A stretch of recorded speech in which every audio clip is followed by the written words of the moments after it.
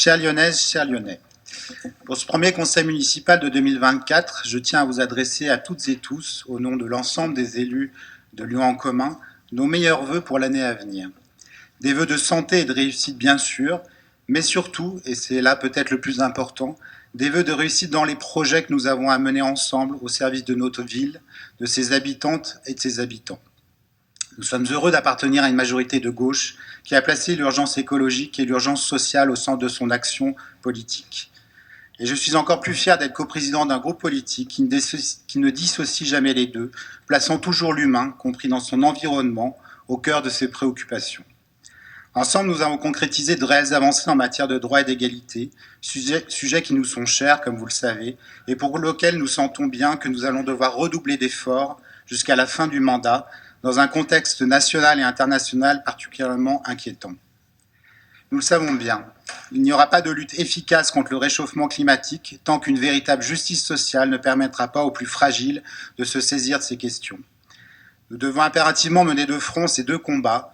pour que les changements radicaux que nous devons opérer dans nos modes de vie soient acceptables et même désirables pour celles et ceux qui peinent à joindre les deux bouts. Comme cette nouvelle année nous offre malheureusement peu de raisons de nous réjouir, nous avons tout de même choisi de voir le verre à moitié plein pour vous rappeler quelques-unes de ces avancées que les élus Lyon en commun sont fiers d'avoir portées, notamment en matière d'accès aux droits de nos administrés. À commencer par le nécessaire plan handicap que nous avons voté lors du dernier conseil, une avancée attendue et majeure en faveur de l'inclusion au sens large, puisqu'il s'attache non pas à multiplier des actions spécifiques au handicap, mais bien à repenser un environnement global pour faire en sorte que le handicap n'en soit plus un.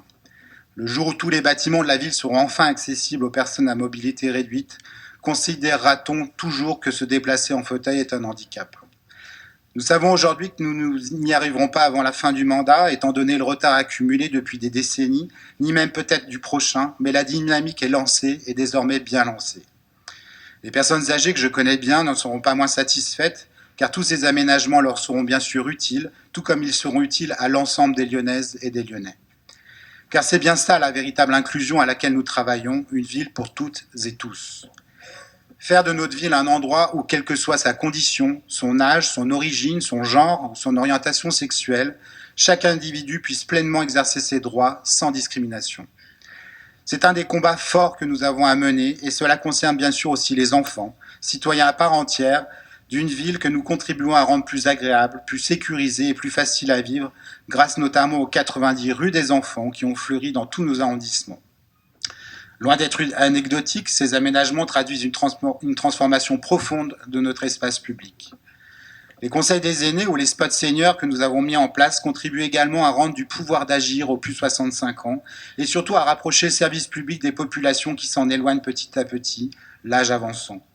Car ces espaces de convivialité misent sur une communication traditionnelle, c'est-à-dire en se rencontrant réellement, en dehors de toute plateforme numérique, pour permettre d'entretenir des liens de proximité au cœur de son quartier et de se tenir informé de tout ce qui doit l'être. Une autre avancée majeure dont on peut se féliciter, parce qu'elle s'inscrit dans chaque trajectoire de vie, réside dans le développement d'une politique funéraire résolument tournée vers un progrès à la fois social et écologique. Cette mesure visant à repenser nos cimetières et à rendre financièrement accessible à toutes et tous de dignes funérailles montre bien la convergence de nos luttes.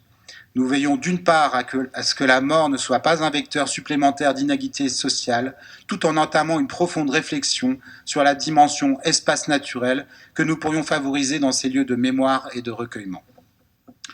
Enfin, alors que le gouvernement actuel n'a pas jugé bon de maintenir un ministère de la fonction publique, nous avons acté en fin d'année une augmentation des salaires pour tous les agents de la ville. Certains y voient sans doute la marque d'un privilège que nombre de salariés du privé auraient aimé obtenir. Nous y voyons, nous, un investissement pour l'ensemble de la collectivité, car le service public ne fonctionne pas sans ses agents dévoués à l'intérêt général, et notre service public est le bien commun le plus précieux que nous ayons à défendre.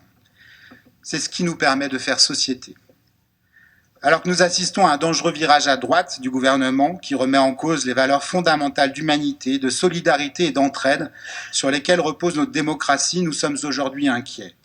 Inquiets de cette loi immigration qui, sous couvert de contrôler l'immigration et d'améliorer l'intégration des étrangers, risque au contraire de renforcer l'exclusion et la précarité. Au pays des droits de l'homme, les droits les plus fondamentaux de l'être humain sont aujourd'hui menacés par cette loi qui tente d'ignorer tout ce que les étrangers apportent à notre société. Les plus souvent des travailleurs de l'ombre dont la France a nécessairement besoin, des hommes, des femmes et des enfants qui fuient la guerre ou la misère de pays pas si lointains et qui ne fera que mettre en péril notre pacte républicain. Un pacte républicain qui repose normalement sur la confiance en nos institutions, censées représenter la voix du peuple. Mais cette confiance est plus qu'aujourd'hui largement entamée par l'utilisation abusive de l'article 49.3 et le passage en force emblématique d'une réforme des retraites que la majorité des Français ne voulaient pas, par la constitution d'un gouvernement qui privilégie les coups politiques à une vision d'avenir et qui joue malheureusement sur la peur, au risque de nous entraîner vers un dangereux repli sur nous-mêmes. Un gouvernement qui ne semble pas avoir encore pris la mesure des changements à l'œuvre dans notre société en accordant si peu de place et de considération aux femmes. L'indécent soutien du président de la République au Beaubourg de Pardieu illustre tristement l'empreinte de cette culture patriarcale qui peine encore à accorder une place pleine et entière aux femmes et ressemble malheureusement plus à un réflexe de virile solidarité qu'à une digne posture de recherche de la vérité. Il nous reste beaucoup à faire pour renverser un ordre si bien établi et j'ose croire que les mesures que nous portons à Lyon y contribueront. L'adoption récente d'un congé paternité, d'un congé menstruel et la formation de nos agents au recueil de la parole des victimes de violences sexistes et sexuelles font indéniablement avancer le débat sur l'égalité femmes-hommes. Enfin, nous sommes particulièrement inquiets face à l'horizon que nous laisse entrevoir ce gouvernement, censé n'être ni de droite ni de gauche, mais qui semble au final être surtout ni de gauche. À force de céder du terrain aux idées de l'extrême droite, en assumant des lois ouvertement antisociales, il s'érige bien plus aujourd'hui en tremplin qu'en barrage à l'extrême droite et nous fait craindre le pire pour les prochaines élections qui pourraient voir les électeurs préférer l'original à une pâle copie. Et du Lyon en commun, nous ne baisserons pas la garde et resterons extrêmement vigilants à toutes les dérives que pourraient donner les manifestations de l'extrême droite sur le territoire lyonnais. L'histoire nous a appris à mesurer les dangers que présentent les idéologies extrémistes pour ne pas reproduire les erreurs du passé. Pour finir, mesdames et messieurs, il me semble donc important de rendre hommage collectivement à l'un de ces grands témoins de la sauvagerie humaine, Claude Bloch, le dernier survivant lyonnais des camps de concentration qui s'est éteint en décembre dernier. Après avoir connu